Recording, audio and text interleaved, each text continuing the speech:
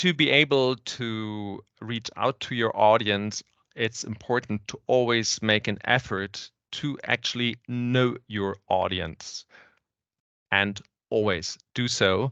I've shown you these data from surveys.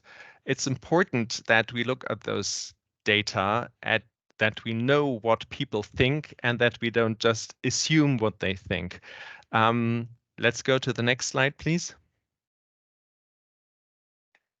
And one very easy to apply technique whenever you start anything in terms of communication is to do your own social research. You can actually do so in a very similar format we are sitting in right now, because it's technically very easy to set up a focus group.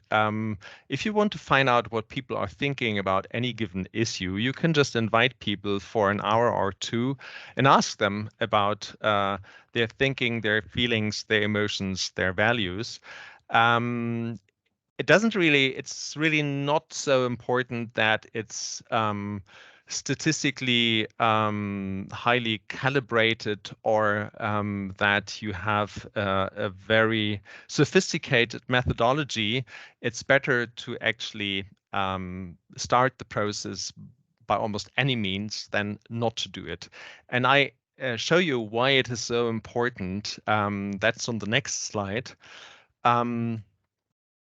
2 years ago, I did a workshop with a group of young conservatives from the German CDU party, and we were discussing with them narratives that could resonate with center-right audiences in Germany. And what we presented to them were narratives I wrote up.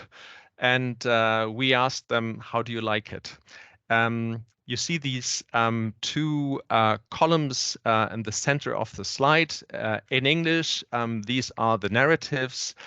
The narrative is called Home, and it tries to integrate the love for your home country, your home region, with climate policy. It starts by saying we love our home, our cities and villages, our culture, our landscapes and forests. And you can easily imagine the rest. The rest says, because we love all that, we need to engage in climate policy. And then we ask the people, please mark with a pen the words and phrases you really like in green, and mark in red words that you feel uncomfortable with, and in yellow something which is kind of okay, but not really. So as you can see from the colors, we had two identical groups. They were all center-right, CDU affiliated, and the picture is quite different between the two groups. There are some people who, for instance, like the word together, doing things together, in the second paragraph. The other group really disliked it.